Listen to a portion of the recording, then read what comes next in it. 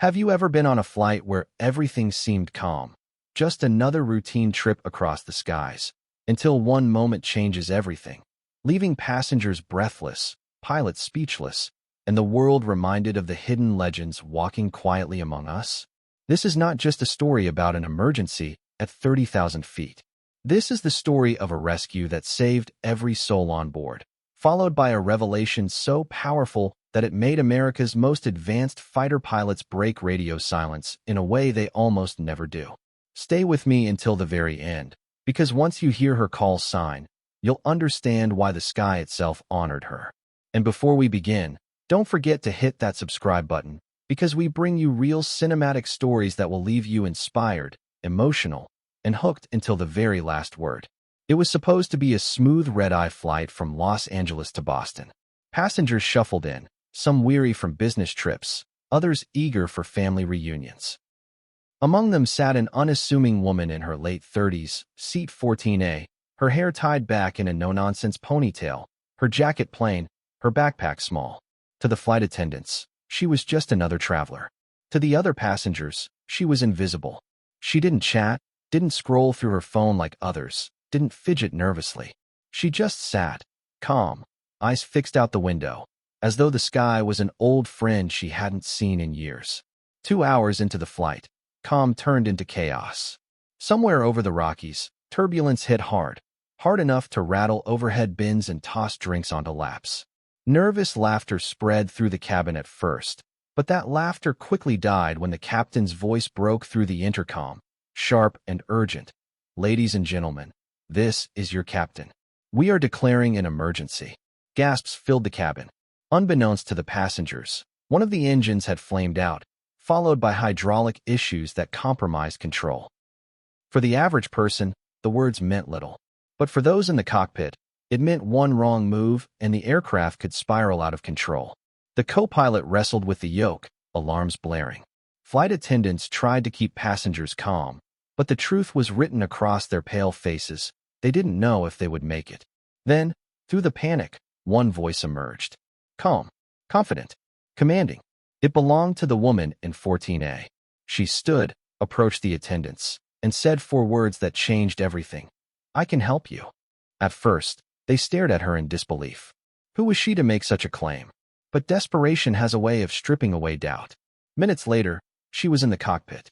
She didn't panic at the blinking lights or the shrill alarms. Instead, she moved with familiarity, speaking with authority that startled the co-pilot. "Stabilizers first. Reduce yaw. Balance weight." It was as though she had been there before. And she had. Because years earlier, she hadn't been just anyone. She had been one of the Air Force's most skilled test pilots, a woman who flew aircraft few people on Earth had ever even seen. Her call sign was Valkyrie. Together with the co-pilot, she worked the systems, buying precious minutes.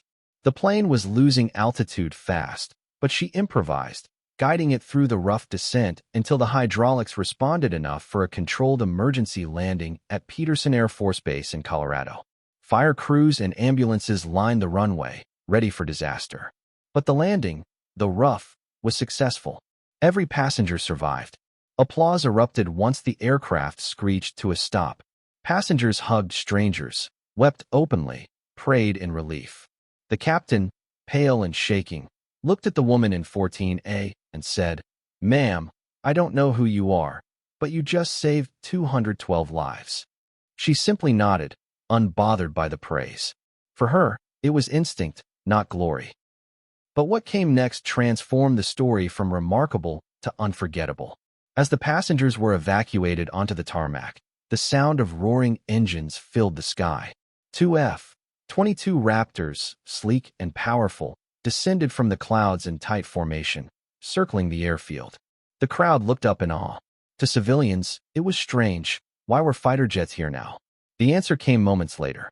Over the restricted military radio frequency, normally filled only with sterile commands and clipped responses, came an uncharacteristic break in silence. A pilot's voice, thick with disbelief and reverence, cut through. "Valkyrie, is that you?" The woman froze.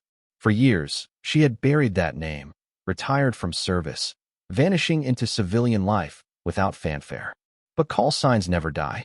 They live forever in the memory of those who once flew beside you. Slowly, she looked up at the Raptors above, her lips pressing into a thin line. She didn't respond over the comms. She didn't need to.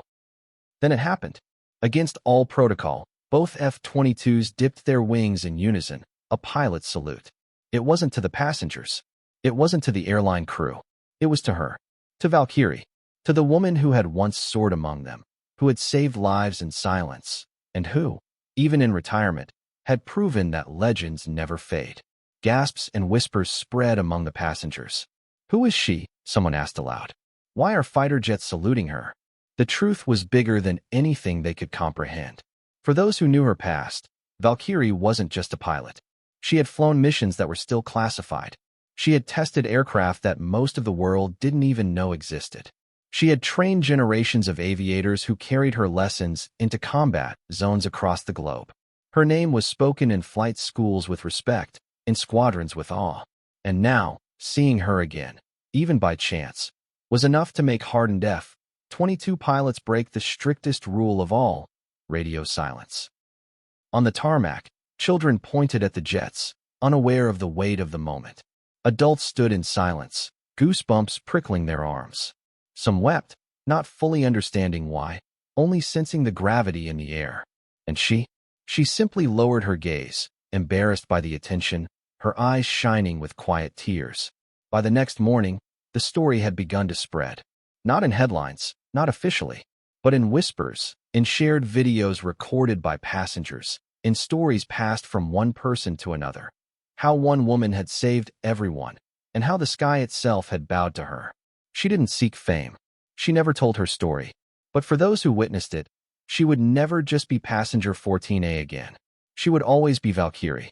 And that, my friends, is the story of how an ordinary flight turned into an extraordinary legend, reminding us all that heroes walk among us quietly, carrying call signs that the world may never know, until the moment the sky itself chooses to remember. If this story moved you, don't forget to hit that subscribe button, because we bring you more powerful stories like this, stories that prove courage is never forgotten and legends never truly disappear.